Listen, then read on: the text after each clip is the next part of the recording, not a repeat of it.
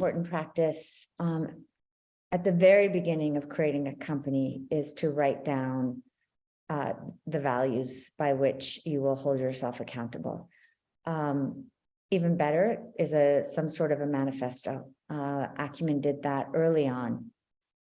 Ours includes lines like, it starts by standing with the poor, seeing potential where others see despair.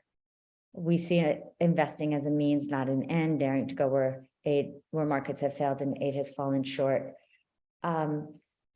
It makes capital work for us, not control us. The words may sound poetic, but I promise you, if you talk to anyone on my team, they come up in every investment committee meeting, in our leadership meetings. I'm also often held accountable to whether we're living up to it or not. And you have to have humility. You aspire to live up to them. But they have really changed the way we think about our work fundamentally.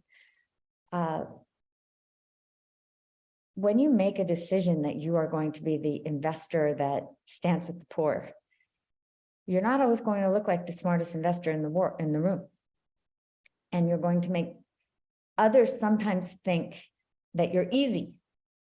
And this has been certainly something that in the first 10 years of running Acumen, I struggled with at times when things would get bad inside a company.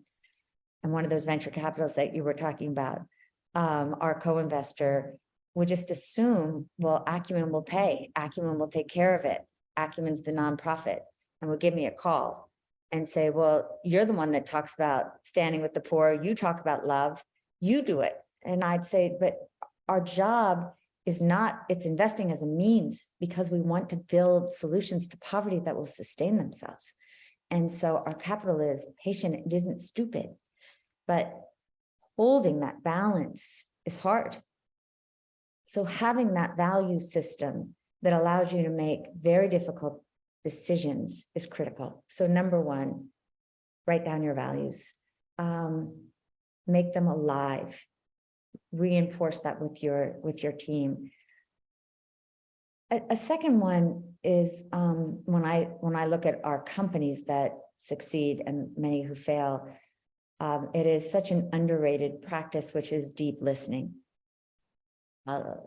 Listening to your customers, and I think particularly when you're working with low-income people, it becomes really easy to think that we have better solutions than they do.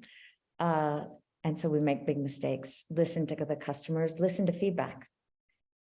If you asked me, what are the character qualities that I look at now in an entrepreneur or a senior team member?